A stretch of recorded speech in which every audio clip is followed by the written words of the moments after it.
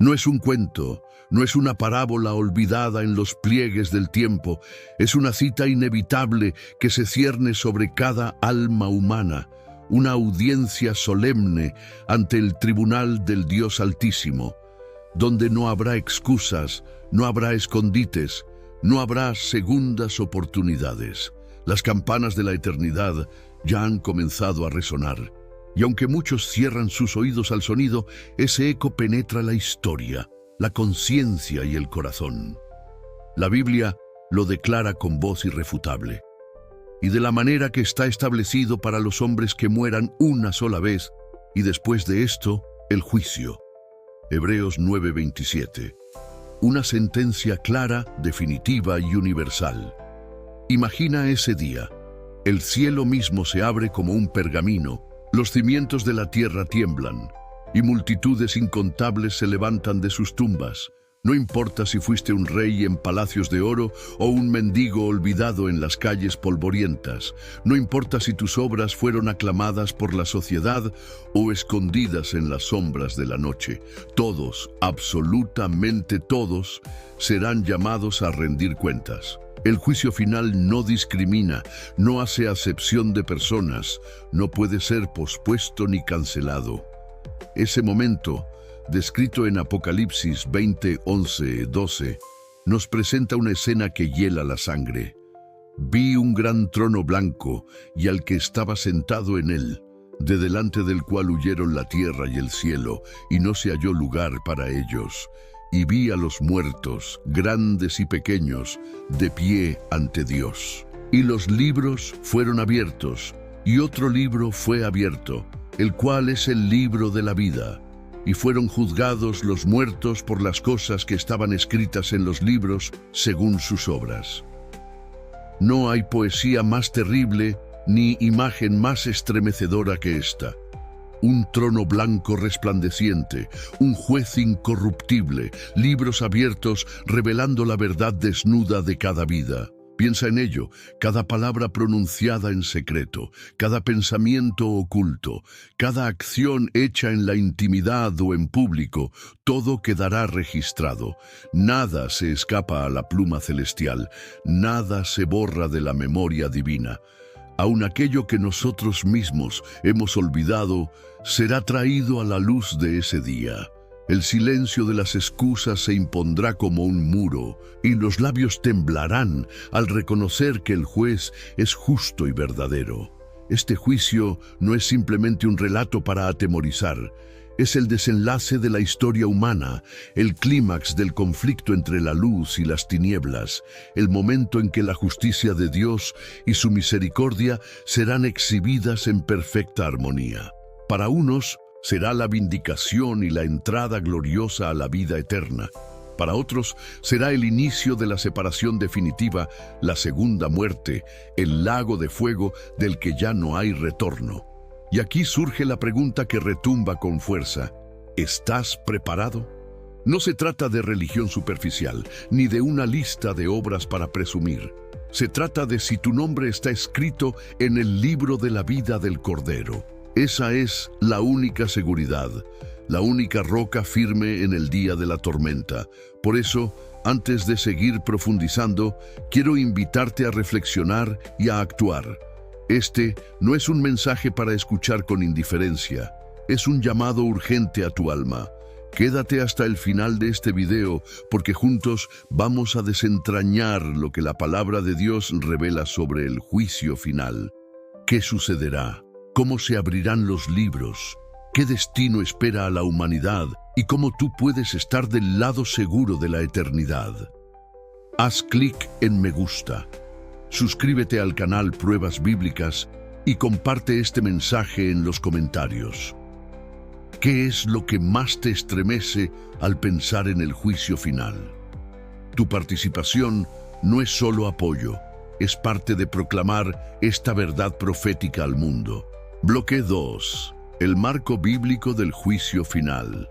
El juicio final no es un mito heredado de culturas antiguas ni un recurso literario destinado a infundir miedo. Es una verdad revelada en las páginas eternas de la Escritura, una doctrina central que atraviesa tanto el Antiguo como el Nuevo Testamento. Desde los profetas hasta los apóstoles, la palabra de Dios converge en este punto inevitable. Cada ser humano será juzgado por el Dios que todo lo ve.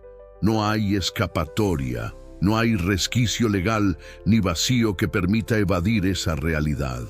La Biblia es clara en su veredicto, porque es necesario que todos nosotros comparezcamos ante el tribunal de Cristo, para que cada uno reciba según lo que haya hecho mientras estaba en el cuerpo, sea bueno o sea malo. 2 Corintios 5:10. Observa la contundencia de la frase, todos nosotros. No hay exclusiones, no hay privilegios, no hay nombres borrados de la cita con el juez supremo. Justos e injustos, grandes y pequeños, hombres y mujeres, sabios y necios, todos comparecerán. El veredicto no se basa en opiniones humanas ni en estadísticas sociales, sino en la verdad absoluta que emana del carácter de Dios. Los profetas del Antiguo Testamento ya advertían acerca de este día. Daniel lo vio en visiones nocturnas, describiendo al anciano de días sentado en un trono de fuego, rodeado por miles de miles que le servían, y con libros abiertos delante de él. Daniel 7, 9, 10. Esa imagen de juicio majestuoso, donde los registros celestiales son examinados, prepara el terreno para la revelación final en Apocalipsis. Lo que Daniel anticipó, Juan lo confirmó en la isla de Patmos con detalles aún más solemnes. El gran trono blanco, la apertura de los libros y la sentencia eterna. El autor de Hebreos resume la realidad con una frase que perfora como espada. Está establecido para los hombres que mueran una sola vez, y después de esto el juicio. Hebreos 9:27. No hay ciclos de reencarnación, no hay retornos para corregir errores, no hay segundas vidas para enmendar lo que se hizo. La vida presente es el único escenario donde se define el destino eterno, y el juicio será la confirmación de esas decisiones.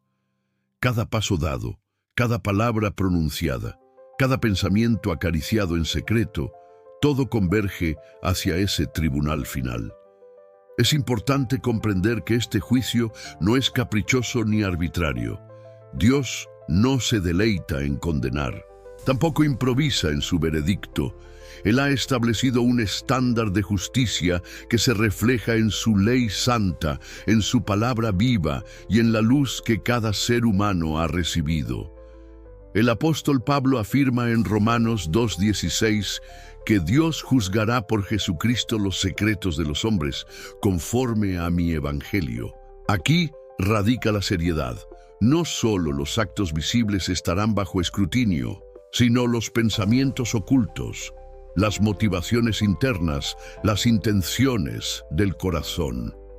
Todo lo que hoy creemos invisible quedará desnudo bajo la mirada ardiente del juez eterno. El marco bíblico también nos muestra que este juicio no será colectivo en el sentido de diluir la responsabilidad. Sí, habrá multitudes reunidas, pero el veredicto será personal e intransferible. Nadie podrá esconderse detrás de la fe de sus padres, de la piedad de sus abuelos o de la religiosidad de su comunidad.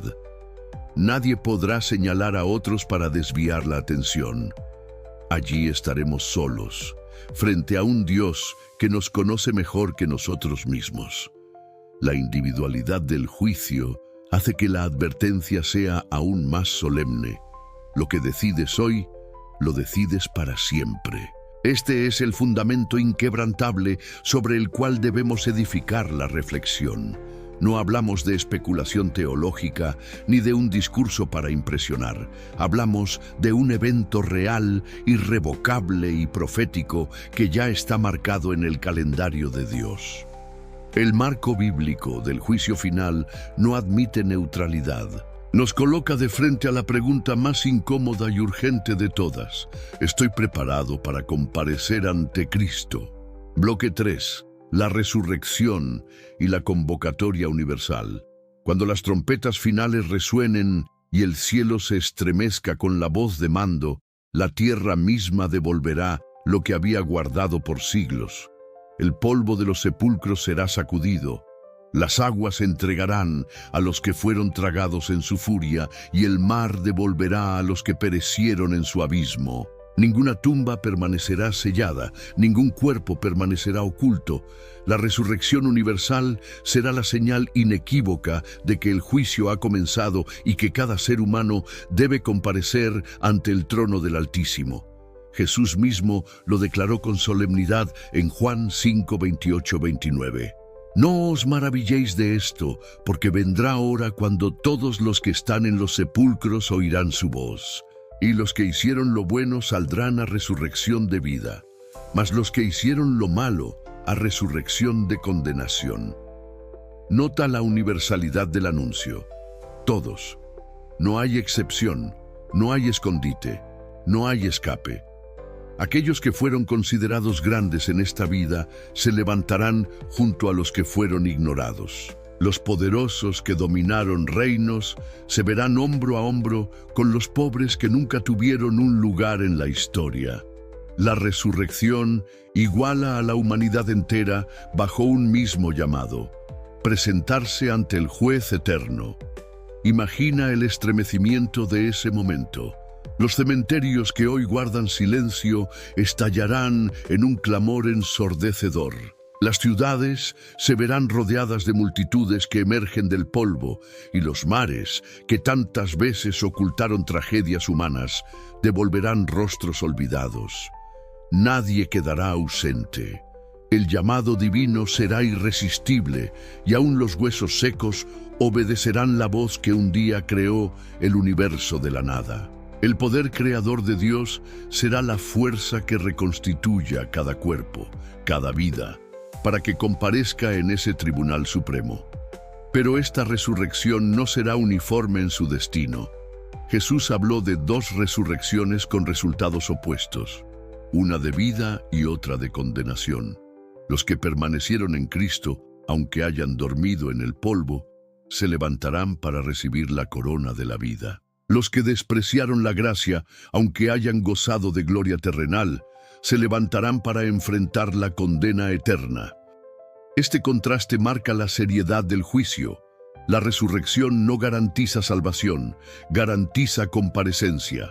Todos serán llamados, pero no todos serán vindicados. La convocatoria universal también deshace las ilusiones de anonimato. En este mundo, muchos se esconden detrás de nombres falsos, identidades ocultas o apariencias cuidadosamente construidas. Pero en el día de la resurrección, cada uno será llamado por su verdadero nombre, el que está escrito en los libros celestiales. Nadie podrá disfrazarse, nadie podrá cambiar de máscara. El Dios que formó cada célula del ser humano lo volverá a llamar a existencia, y la verdad será revelada sin filtros ni sombras. La magnitud de esta convocatoria es tan abrumadora que la Biblia la describe como el momento en que los grandes y los pequeños estarán de pie delante de Dios. Apocalipsis 20:12. Los grandes, reyes, gobernantes, hombres de ciencia, figuras influyentes que movieron masas. Los pequeños, campesinos, niños, ancianos, siervos olvidados, todos ellos con igual dignidad en la presencia del juez. La gloria humana perderá todo su brillo y la humildad terrenal no será un obstáculo. La igualdad del juicio revela que, a los ojos de Dios, no hay favoritismos ni excepciones. Este momento también será un acto de justicia cósmica. Muchas veces, en esta vida, los malvados mueren sin recibir el castigo que merecían, y los justos parten en silencio sin ver la recompensa de su fe. La resurrección corrige esa aparente injusticia. Nadie quedará sin respuesta, nadie quedará sin escuchar el veredicto final. La historia humana, plagada de desequilibrios y corrupción, encontrará en ese día el acto de justicia más perfecto y definitivo. La resurrección y la convocatoria universal nos colocan frente a una realidad solemne. Nadie puede vivir como si nunca tuviera que rendir cuentas.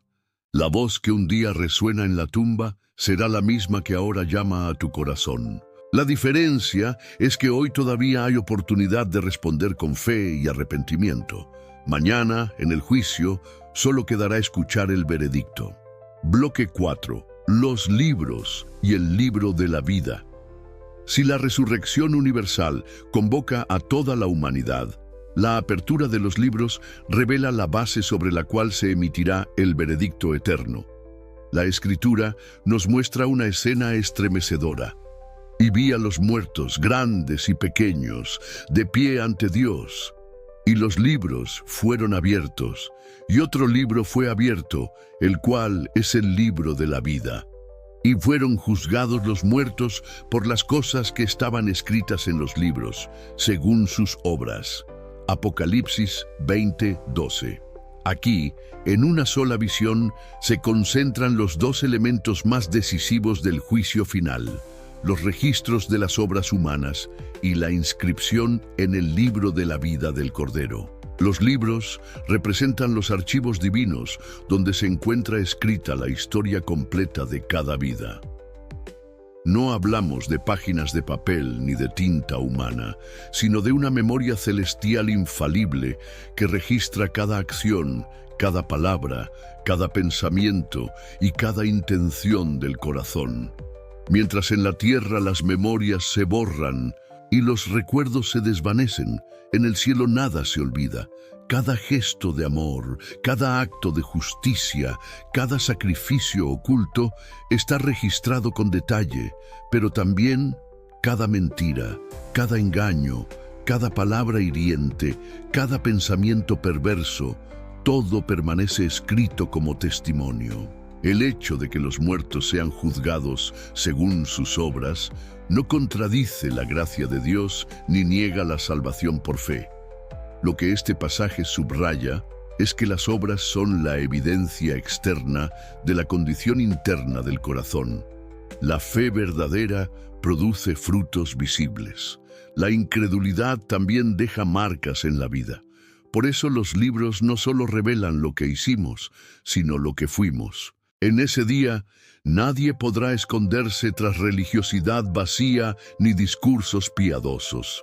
Los registros hablarán más fuerte que las palabras, mostrando quiénes realmente obedecieron al Cordero y quiénes lo rechazaron. Pero además de los libros de las obras, se abrirá un libro distinto y supremo, el libro de la vida. Este no contiene registros de hechos, sino nombres. Allí están inscritos los que han sido redimidos por la sangre de Cristo, aquellos que han recibido por fe la gracia de la salvación. No es un libro de logros humanos, sino de gracia divina. Estar escrito en ese libro significa pertenecer al Cordero, ser contado entre los suyos, tener asegurada la vida eterna. Y es allí donde se definirá la diferencia eterna. Quienes no estén escritos en ese libro serán lanzados al lago de fuego. Apocalipsis 20:15. Este contraste entre los libros y el libro de la vida nos confronta con una verdad profunda. No basta con tener obras que parezcan buenas a los ojos de los hombres. Lo decisivo es que tu nombre esté en el registro del cielo. Muchas personas han vivido vidas que el mundo aplaudió, llenas de caridad externa y filantropía pública, pero que nunca se reconciliaron con Dios ni aceptaron la gracia del Cordero. Sus obras estarán en los libros, pero sus nombres no estarán en el libro de la vida. Y en ese día esa ausencia será fatal. Imagina el silencio solemne cuando los libros se abran. Una multitud inmensa, y sin embargo, cada vida revisada de manera individual. No habrá error en la lectura, no habrá injusticia en la evaluación. Los libros mostrarán la verdad objetiva, y el libro de la vida revelará el veredicto definitivo. Para los que están inscritos, será un momento de alivio indescriptible, una confirmación de que la gracia los ha sostenido hasta el final. Para los que no lo están, será el instante más amargo, cuando comprendan que todas sus justificaciones se derrumban y que lo único que importa es haber estado con Cristo. Este cuadro solemne también es una advertencia para nosotros hoy. Cada día que vivimos es una página más en esos libros. Cada decisión, cada palabra, cada acción deja su marca en el registro eterno. Pero lo más importante no es cuán impecables sean nuestras páginas, sino si nuestro nombre está inscrito en el libro de la vida. Y esa inscripción no se logra por méritos humanos, sino por entregar la vida al Salvador, aceptando su sacrificio y viviendo en obediencia a su palabra. Por eso, al contemplar la apertura de los libros, debemos hacernos la pregunta más crucial: ¿está mi nombre escrito en el libro de la vida? Esa es la diferencia entre la eternidad en la presencia de Dios y la eternidad en separación de Él. Bloque 5. El juez y el estándar de juicio. En medio de la multitud incontable de los libros abiertos y de los nombres que se buscan en el registro eterno, la atención se centra en el trono. No es un tribunal humano, no es una corte terrenal con jueces falibles, es el trono blanco resplandeciente del Dios eterno, y sobre ese trono se sienta el juez supremo, Jesucristo. Él que caminó entre los hombres, que fue despreciado y rechazado, que cargó con nuestros pecados en la cruz, ahora se presenta como el juez de vivos y muertos. Hechos 17:31 lo afirma con claridad. Por cuanto ha establecido un día en el cual juzgará al mundo con justicia por aquel varón a quien designó, dando fe a todos con haberle levantado de los muertos. El mismo que fue resucitado, el mismo que venció la muerte, es el que juzgará con justicia perfecta. Este hecho es profundamente revelador. El juez no es alguien ajeno a nuestra condición, no es un ser distante que nunca probó la fragilidad humana. Es Cristo, que se hizo hombre, que conoció el hambre, la soledad, la traición, el dolor y la muerte. Nadie podrá decir en ese día que Dios no entiende lo que significa ser humano. El juez conoce el polvo del que estamos hechos, pero también conoce la grandeza de la gracia que ofrece. Por eso, su juicio será absolutamente justo, equilibrado entre misericordia y verdad, imposible de cuestionar. El estándar del juicio no será la opinión pública, ni las comparaciones con otros, ni las tradiciones culturales de cada época. El estándar será la justicia divina revelada en su palabra. Jesús mismo lo declaró en Juan 12:48. El que me rechaza y no recibe mis palabras, tiene quien le juzgue. La palabra que he hablado, ella le juzgará en el día postrero. Esto significa que las Escrituras, esas palabras que muchos han ignorado, serán la medida exacta. Cada enseñanza de Cristo, cada mandamiento divino, cada advertencia profética será traída a memoria como evidencia del veredicto. El apóstol Pablo también subraya que el juicio alcanzará incluso los secretos más ocultos. En el día en que Dios juzgará por Jesucristo los secretos de los hombres conforme a mi evangelio. Romanos 2:16. No solo serán examinadas las acciones externas, sino también las motivaciones internas. Las apariencias caerán como máscaras rotas, y lo que parecía piadoso o noble será revelado por lo que realmente era en el corazón. Es un estándar que no se deja engañar por discursos, apariencias o reputaciones, sino que penetra hasta lo más profundo del ser. Esta realidad confronta a cada persona con una verdad incómoda. Nadie podrá sobornar, manipular o engañar al juez eterno.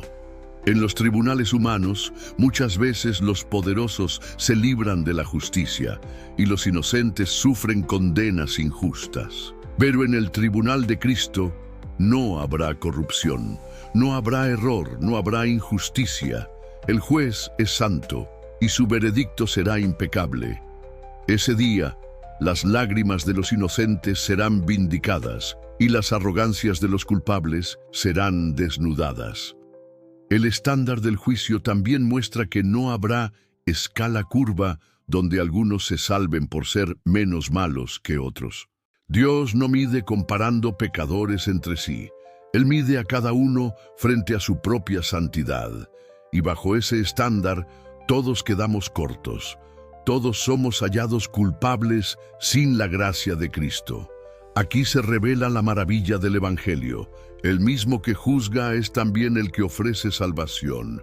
El que abre los libros es el mismo que ofrece borrar las páginas manchadas con su sangre preciosa. El que tiene la autoridad para condenar es el mismo que intercede como abogado para aquellos que lo recibieron como Salvador. Pero no nos equivoquemos. Ese día no habrá neutralidad. Cristo juzgará con justicia, y quienes rechazaron su gracia enfrentarán la severidad de la sentencia. El juez no es parcial ni manipulable. Su trono arde en santidad, y su veredicto será inapelable. El estándar está fijado, y cada alma debe decidir hoy cómo comparecerá ante él, cubierta por la gracia de su sacrificio o desnuda en la vergüenza de su pecado. Bloque 6. Falsas seguridades que caen en el juicio. El día del juicio final no solo será un momento de revelación, será también el derrumbe de todas las falsas seguridades en las que los hombres se refugiaron. Durante la vida terrenal, muchos confían en apariencias, en tradiciones vacías, en logros humanos o en comparaciones con otros. Pero cuando los libros se abran y el juez eterno pronuncie su veredicto, esas ilusiones caerán como torres de arena frente a la tormenta. Lo que parecía sólido se mostrará frágil, y lo que parecía inquebrantable será reducido a polvo. Una de las falsas seguridades más comunes es la religiosidad externa. Multitudes confían en rituales, en asistir a templos, en repetir oraciones mecánicas, como si esas prácticas, sin un corazón entregado, pudieran asegurar la salvación. Jesús lo advirtió en Mateo 7, 22, 23. Muchos me dirán en aquel día: Señor, Señor, ¿no profetizamos en tu nombre, y en tu nombre echamos fuera demonios, y en tu nombre hicimos muchos milagros? Y entonces les declararé: nunca os conocí. Apartaos de mí, hacedores de maldad. Es una declaración estremecedora. Personas que incluso hicieron obras religiosas espectaculares, pero que jamás tuvieron una relación genuina con Cristo. En el juicio, la fachada de piedad se desplomará y solo quedará la verdad de si el corazón estaba o no rendido al Salvador. Otra falsa seguridad es la comparación con los demás. Muchos viven bajo la idea de que no necesitan preocuparse demasiado porque no son tan malos como otros. Se consuelan diciendo: nunca maté, nunca robé, nunca hice lo que fulano hizo. Pero el estándar del juicio no será una escala comparativa entre pecadores, sino la santidad perfecta de Dios. Bajo esa medida, nadie puede presumir. Romanos 3:23 lo declara sin rodeos, por cuanto todos pecaron y están destituidos de la gloria de Dios. En el tribunal divino no habrá lugar para excusas basadas en la maldad ajena. También caerá la falsa seguridad de las riquezas y el poder. En este mundo, muchos se aferran a sus bienes, a su estatus social, a su influencia, creyendo que esas cosas les dan seguridad. Pero el juicio despojará a todos de títulos, coronas y cuentas bancarias. Delante del trono blanco, reyes y mendigos estarán en el mismo nivel, y los símbolos de poder que dominaron la historia no tendrán ningún valor. La voz de Cristo atravesará el orgullo humano y dejará claro que lo único que importa es haber recibido la vida eterna que Él ofrece. Una de las ilusiones más peligrosas es pensar que hay tiempo de sobra. Muchos postergan el arrepentimiento, confiando en que un día más adelante se reconciliarán con Dios. Pero nadie tiene asegurado el mañana. La muerte llega como ladrón, y el juicio está establecido inmediatamente después. El enemigo susurra que siempre habrá otra oportunidad, pero la Escritura insiste en que hoy es el día de salvación. En el tribunal eterno, esa procrastinación será la trampa que conduzca a la perdición. En ese día, todas estas seguridades se revelarán como mentiras. La religión sin Cristo, las comparaciones superficiales, las riquezas que perecen, el aplazamiento del arrepentimiento, todo quedará en ruinas. Solo permanecerá firme aquel que haya puesto su confianza en Jesús, aquel cuyo nombre esté escrito en el libro de la vida. Y aquí quiero detenerme para hablarte directamente a ti que estás viendo este mensaje. No ignores la advertencia. No pienses que estas verdades son para otros. Examina tu corazón y pregúntate, ¿en qué estás confiando para tu salvación? ¿En tus obras? ¿En tu religiosidad? ¿En tu reputación? ¿En un futuro que quizás nunca llegue? Hoy es el día para dejar esas falsas seguridades y abrazar la única certeza, Cristo. Escribe en los comentarios qué falsa seguridad crees que es la más común en nuestra generación. Así juntos podemos desenmascarar las mentiras que más almas están llevando a la perdición. Bloque 7. El veredicto y la muerte segunda. El clímax del juicio final no es simplemente la apertura de los libros ni la exposición de las obras humanas, sino la sentencia definitiva que divide la eternidad en dos destinos irreversibles. La Biblia describe este momento con una solemnidad aterradora. Y el que no se halló inscrito en el libro de la vida fue lanzado al lago de fuego. Apocalipsis 20:15. No hay matices en esta declaración. No hay tercera opción. No hay zona neutral. El veredicto del juez eterno es inapelable y su cumplimiento es absoluto. Este lago de fuego, llamado también la muerte segunda, es la separación definitiva y total de Dios. Mientras la primera muerte es física, el final de la vida terrenal, la segunda muerte es espiritual y eterna. No se trata de un simple final, sino de un estado perpetuo de ausencia de la presencia de Dios, de pérdida absoluta de esperanza, de sufrimiento sin redención. Es el destino de todos aquellos cuyos nombres no fueron hallados en el libro de la vida, de todos los que rechazaron la gracia ofrecida en Cristo y eligieron vivir bajo sus propias seguridades vacías. La dureza de este veredicto confronta nuestra mente humana.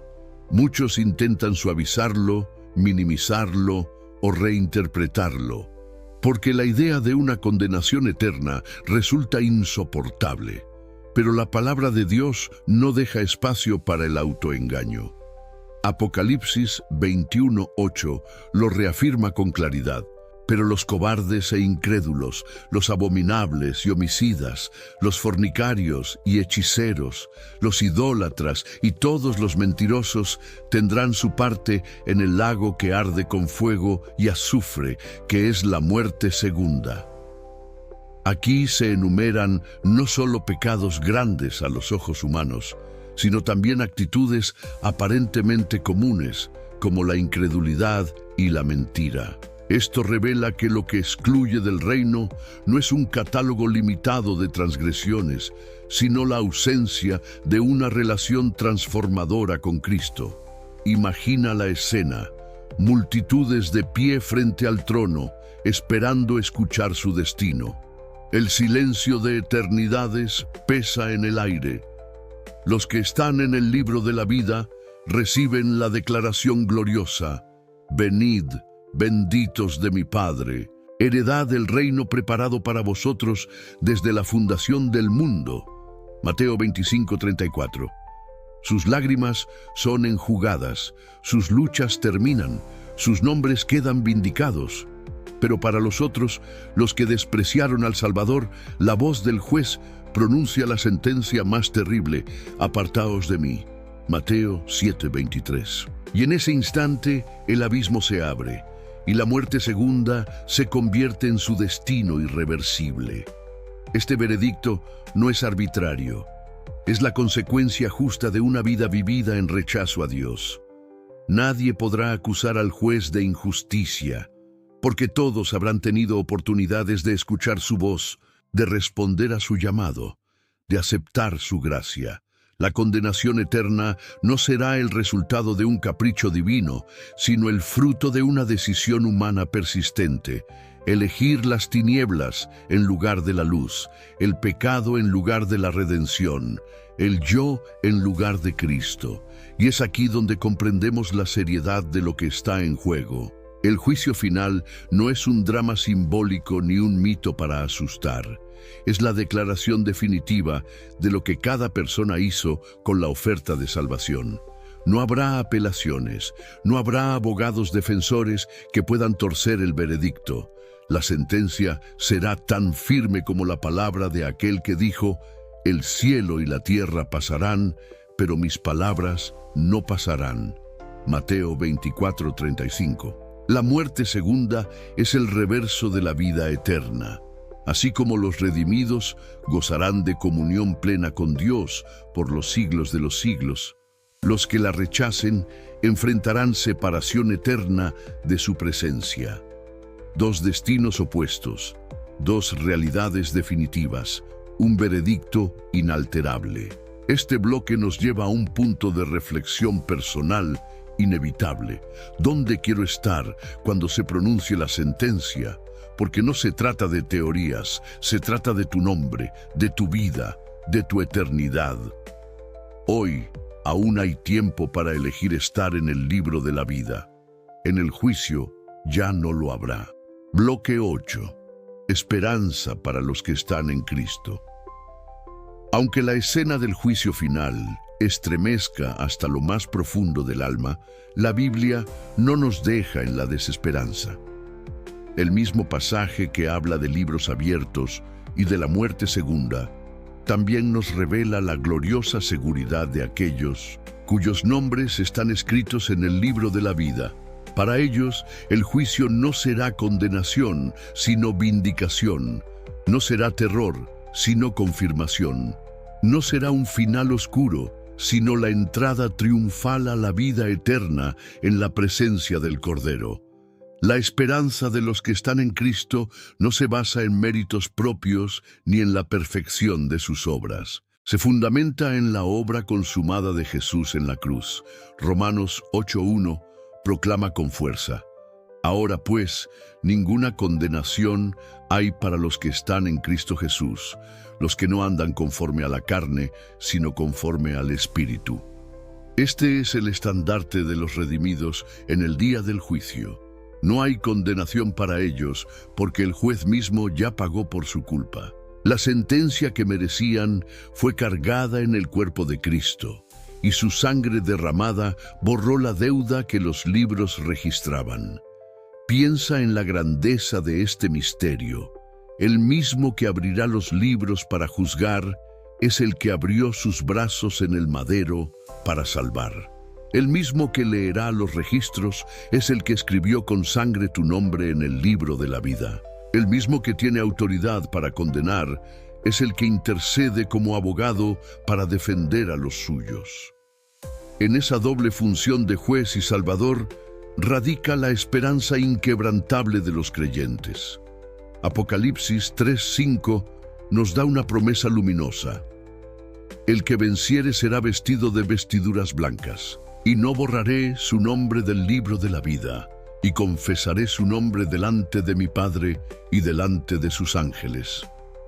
Imagina ese momento glorioso, Cristo mismo pronunciando tu nombre en los atrios celestiales, confirmando que eres suyo, que tu vida está cubierta por su justicia, que tu destino eterno es estar a su lado para siempre. Esa es la herencia de los redimidos. Esa es la esperanza que los sostiene en medio de las pruebas y tentaciones de este mundo. Mientras los impíos escucharán la sentencia de separación, los que están en Cristo oirán la invitación más dulce. Venid, benditos de mi Padre, heredad del reino preparado para vosotros desde la fundación del mundo. Mateo 25:34. Palabras que sellarán para siempre el final de la angustia, la derrota del pecado, el fin del dolor y el inicio de un gozo sin fin. No más lágrimas, no más muerte, no más luto, solo comunión plena con aquel que es la fuente de la vida. La esperanza para los que están en Cristo también transforma la manera en que enfrentamos el presente. Saber que el juicio ya no traerá condenación nos libera de la esclavitud del miedo. En lugar de vivir bajo la sombra de la culpa, vivimos bajo la luz de la gracia. En lugar de temblar ante la justicia divina, nos regocijamos en la misericordia que nos alcanzó. Y esa certeza no nos lleva a la pasividad, sino a la gratitud y a la obediencia. Los redimidos no obedecen para ganar el cielo, obedecen porque ya les ha sido asegurado, y esa gratitud se expresa en vidas transformadas. No obstante, esta esperanza no debe hacernos indiferentes al destino de los demás. Quienes tienen sus nombres escritos en el libro de la vida son llamados a anunciar esta buena noticia, a advertir a los perdidos, a extender la invitación de gracia antes de que sea demasiado tarde. Porque la esperanza no es un tesoro para guardar en silencio, sino una antorcha para levantar en medio de la oscuridad. Por eso, cuando pienses en el juicio final, no lo contemples solo como un día de temor, sino también como un día de redención. Sí, habrá condenación para quienes rechacen al Cordero, pero habrá gloria eterna para los que lo recibieron. El juicio, en última instancia, será el escenario donde se manifieste la victoria del amor de Dios sobre el pecado, la vindicación de su pueblo y el inicio de una eternidad en perfecta comunión con Él. Bloque 9. Señales previas y la parusía, en breve. El juicio final no es un evento aislado que aparece de repente en la historia, sino el desenlace de un proceso profético cuidadosamente delineado en la palabra de Dios. Antes de que el tribunal eterno se abra y los libros sean examinados, la Biblia nos habla de señales que anuncian la cercanía de la segunda venida de Cristo, la parusía. El momento en que el cielo se rasgará y el Rey de Reyes descenderá con poder y gran gloria. Estas señales no fueron dadas para entretener la curiosidad humana, sino para despertar la conciencia dormida, para advertir que el tiempo de gracia se acorta y que la humanidad se acerca a su hora definitiva. Jesús mismo habló de estas señales en Mateo 24. Dijo que habría guerras y rumores de guerras, naciones levantándose contra naciones, hambres, pestes y terremotos en diferentes lugares. También advirtió que la maldad se multiplicaría y que el amor de muchos se enfriaría. Estas palabras no son meras metáforas, son descripciones proféticas que vemos cumplirse con inquietante precisión en nuestro tiempo. La violencia global, las catástrofes naturales cada vez más intensas, la corrupción moral que se normaliza, son ecos que resuenan como trompetas anunciando que el fin está cerca. El apóstol Pablo también habló de la decadencia espiritual que precedería al regreso de Cristo. En 2 Timoteo 3 describió a los hombres de los últimos días como amadores de sí mismos, avaros, vanagloriosos, soberbios, blasfemos, desobedientes a los padres, ingratos, impíos, sin afecto natural, implacables, calumniadores, intemperantes, crueles, aborrecedores de lo bueno. ¿No es acaso este el retrato de la sociedad contemporánea? Un mundo que se idolatra a sí mismo, que se jacta de su progreso mientras se hunde en la corrupción, que desprecia la verdad y celebra la mentira. Todo esto confirma que las sombras del juicio se acercan, que el escenario está listo para la aparición del juez. La parusía será el momento culminante que abrirá las puertas del juicio final. El mismo Jesús lo describió en Mateo 24:30. Entonces aparecerá la señal del Hijo del Hombre en el cielo, y entonces lamentarán todas las tribus de la tierra. y verán al Hijo del Hombre viniendo sobre las nubes del cielo con poder y gran gloria. No será un evento secreto, no será una experiencia espiritual privada. Será visible para todos, desde el más poderoso hasta el más humilde, desde el creyente fervoroso hasta el incrédulo más endurecido.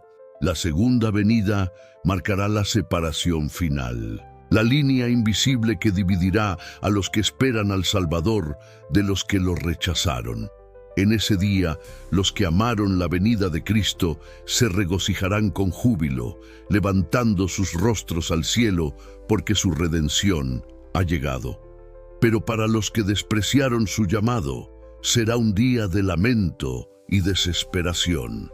Apocalipsis 6, 15, 17 describe a los reyes, los ricos, los poderosos y los esclavos escondiéndose en cuevas, rogando a los montes y a las peñas que cayeran sobre ellos para ocultarlos de la ira del Cordero. Imagina la ironía. Aquellos que en vida despreciaron al humilde Nazareno, ahora tiemblan ante él convertido en Rey de Gloria. Estas señales previas y la parusía nos enseñan algo esencial. El juicio final no nos tomará por sorpresa si vivimos alertas y vigilantes. Dios no quiere que su pueblo sea sorprendido como ladrón en la noche. Por eso, a través de profecías y advertencias, nos prepara para que despertemos del letargo espiritual y busquemos refugio en Cristo antes de que sea tarde. El mensaje de las señales no es solo temor, sino también esperanza. Cada guerra, cada catástrofe, cada sacudida en el mundo no es solo un presagio de destrucción, sino también un recordatorio de que el fin del dolor y de la injusticia está más cerca. Para los que esperan en Cristo, las señales no son motivo de angustia, sino de preparación y de expectación. Porque saben que después de las sombras viene la luz, después del clamor viene el canto, después de la prueba viene la victoria. Así, el juicio final no surge de la nada.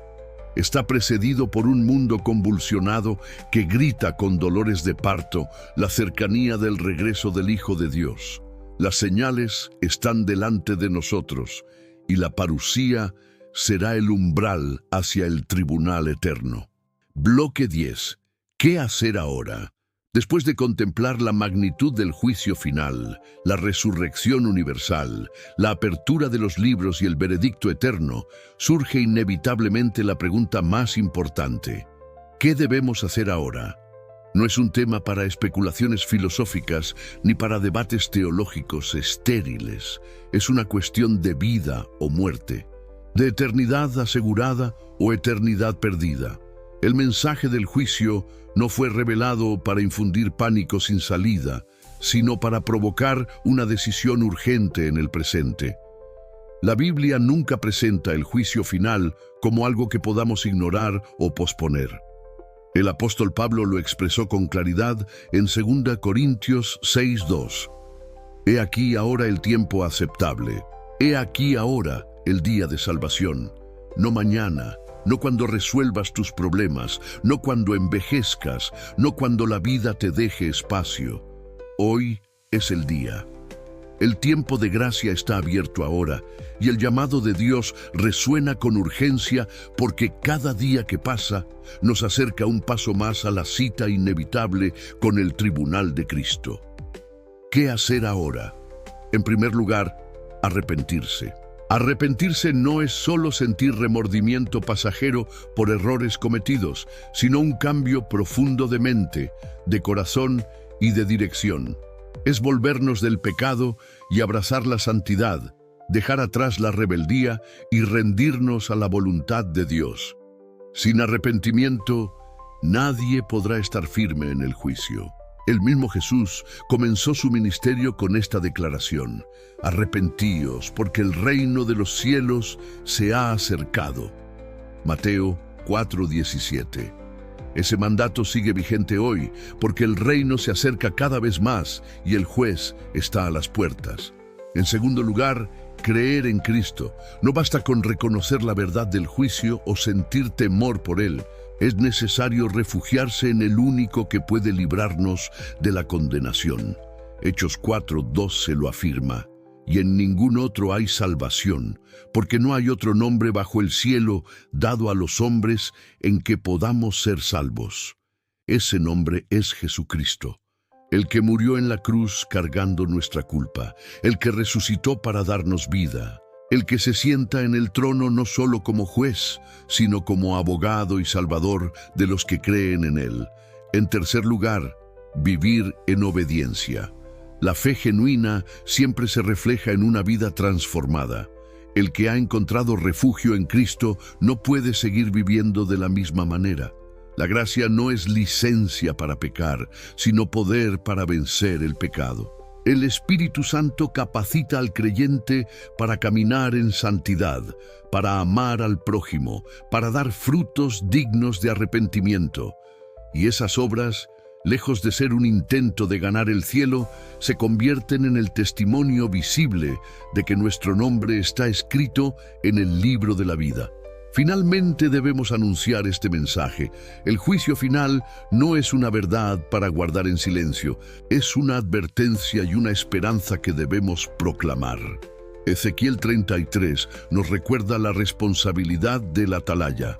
Si ve venir la espada y no avisa al pueblo, la sangre de los caídos será demandada de sus manos.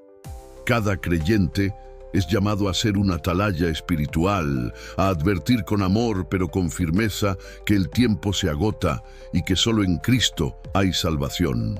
Entonces, ¿qué hacer ahora? No endurecer el corazón, no seguir viviendo como si nunca tuviéramos que rendir cuentas, no ignorar la voz de Dios que llama con paciencia, pero también con urgencia. Lo que decides hoy marcará tu destino eterno. Comparte este mensaje con alguien que amas, porque quizá esa persona no ha oído aún que hay un juicio final, pero también que hay un Salvador dispuesto a darle vida eterna. Bloque 11. Preguntas rápidas. FAQ. Cuando hablamos del juicio final, es natural que surjan preguntas que inquietan el corazón. La magnitud del tema, su carácter eterno y el peso de la sentencia hacen que muchos busquen claridad. La palabra de Dios no responde a todas las curiosidades, pero sí nos da la luz suficiente para entender lo esencial. Vamos a abordar algunas de las preguntas más frecuentes, no con opiniones humanas, sino con la verdad revelada en las Escrituras. ¿Habrá una segunda oportunidad después de la muerte? La respuesta bíblica es clara y contundente: no. Hebreos 9:27 declara: está establecido para los hombres que mueran una sola vez, y después de esto, el juicio. No hay ciclos de reencarnación, no hay posibilidad de corregir en otro plano lo que no se resolvió en esta vida. La vida presente es la única oportunidad para decidir dónde pasaremos la eternidad. Todo intento de suavizar esta verdad con falsas esperanzas es un engaño del enemigo para adormecer la conciencia. ¿Qué pasará con los que nunca oyeron el Evangelio? Esta pregunta ha inquietado a muchos, y la Biblia responde afirmando que Dios es justo y que juzgará a cada persona de acuerdo con la luz que recibió. Romanos 2:12-16 enseña que los que pecaron sin ley perecerán sin ley, y los que pecaron bajo la ley serán juzgados por la ley. Dios conoce la conciencia de cada ser humano y juzgará con perfecta justicia. Sin embargo, esto no elimina nuestra responsabilidad de predicar el Evangelio, porque la fe viene por el oír, y el oír por la palabra de Cristo. Romanos 10:17. Si hay esperanza para los que nunca escucharon, ¿cuánto más grave será para los que sí escucharon y rechazaron el llamado? Los creyentes también serán juzgados. Sí, pero de una manera distinta. Los creyentes comparecerán ante el tribunal de Cristo, no para condenación, sino para evaluación de sus obras. 2 Corintios 5:10 lo explica. porque es necesario que todos nosotros comparezcamos ante el tribunal de Cristo, para que cada uno reciba según lo que haya hecho mientras estaba en el cuerpo, sea bueno o sea malo. Los que están en Cristo no enfrentarán la muerte segunda, porque ya no hay condenación para ellos. Romanos 8:1. Sin embargo, sus obras serán examinadas como evidencia de su fe y recibirán recompensa o pérdida de galardón según su fidelidad. Esto nos recuerda que la gracia no anula la responsabilidad, sino que la transforma en un llamado a vivir para la gloria de Dios. ¿Y los niños pequeños que mueren? Aunque la Biblia no aborda con detalle cada caso, nos muestra el carácter misericordioso y justo de Dios. Génesis 18:25 declara: «El juez de toda la tierra no ha de hacer lo que es justo». Podemos confiar en que el Señor tratará cada situación con justicia perfecta y misericordia infinita. Jesús mismo mostró su amor por los niños diciendo: «Dejad a los niños venir a mí y no se lo impidáis, porque de los tales es el reino de Dios». Marcos 10:14. Estas palabras nos dan confianza en que el carácter de Dios asegura que nadie será tratado injustamente. ¿Por qué debe haber un juicio final si Dios ya lo sabe todo? El juicio no existe porque Dios necesite información, sino porque la justicia debe ser revelada públicamente. El juicio final será la manifestación abierta de la justicia de Dios ante todo el universo. Los ángeles, los redimidos y los perdidos contemplarán que cada veredicto es justo, que no hubo error ni favoritismo, que Dios juzga con verdad. Es un acto no solo de justicia, sino también de vindicación de su carácter. Estas preguntas muestran que, aunque hay misterios que exceden nuestra comprensión, lo esencial está claro. No hay segundas oportunidades después de la muerte. Cada vida será juzgada según la luz recibida. Los creyentes estarán seguros en Cristo, y Dios obrará con justicia perfecta en cada detalle. La conclusión es siempre la misma. Debemos prepararnos hoy, mientras hay tiempo, para comparecer con seguridad ante el juez de toda la tierra. Bloque 12. El llamado final: conságrate antes que sea demasiado tarde. Hemos recorrido paso a paso el panorama solemne del juicio final. Hemos visto la resurrección universal, la apertura de los libros, el veredicto del juez eterno, la realidad de la muerte segunda y al mismo tiempo la gloriosa esperanza de los que están en Cristo. Ahora la pregunta ya no es teórica, ya no es profética en un sentido distante. Ahora la pregunta se vuelve personal. ¿Estás preparado? El juicio no es un cuento para infundir miedo, es una advertencia divina para despertar tu corazón. No se trata de si conoces la profecía, ni siquiera de cuántos textos bíblicos puedes citar. Se trata de si tu nombre está escrito en el libro de la vida. Ese registro eterno es la diferencia entre escuchar «Venid, benditos de mi Padre» o «Apartaos de mí». Esa diferencia se define aquí y ahora en tu respuesta al Evangelio de Cristo. La Biblia nos recuerda que hoy es el día de salvación. Hoy puedes dejar atrás las falsas seguridades, el pecado oculto, la indiferencia espiritual. Hoy puedes entregarte a Jesús, quien murió en tu lugar y resucitó para darte vida eterna. No pospongas más esta decisión. El mañana no está asegurado y el juicio será inapelable. La eternidad se decide en el presente, no en un futuro incierto. Este llamado no es para otros, es para ti. El Espíritu de Dios te habla en lo más profundo. Conságrate, entrégate, vuelve a Cristo. No importa tu pasado, no importa cuánto hayas fallado, no importa cuán lejos creas estar. Su gracia es suficiente para perdonarte, restaurarte y escribir tu nombre en el libro de la vida. Pero esa gracia no estará abierta para siempre. El día del juicio cerrará la puerta y entonces ya no habrá vuelta atrás. Permíteme invitarte a hacer de este momento un altar. Cierra tus ojos allí donde estás y abre tu corazón al Señor. Dile: Jesús, reconozco que soy pecador y que sin ti estoy perdido. Hoy me arrepiento. Dejo atrás mi vieja vida y te entrego mi ser. Inscribe mi nombre en tu libro de la vida. Lávame con tu sangre y lléname con tu Espíritu Santo.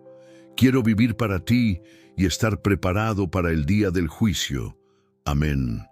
Si hiciste esta oración con sinceridad, no la veas como una fórmula, sino como el inicio de una nueva vida. Desde hoy camina en fe, obedece su palabra y comparte esta esperanza con otros.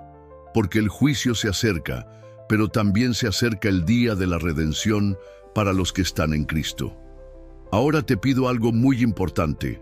Suscríbete al canal Pruebas Bíblicas, dale me gusta a este video y deja tu comentario con lo que más impactó tu corazón de este mensaje. Así, juntos, podremos llevar esta advertencia y esta esperanza a más personas que necesitan prepararse antes de que sea demasiado tarde. La trompeta final aún no ha sonado.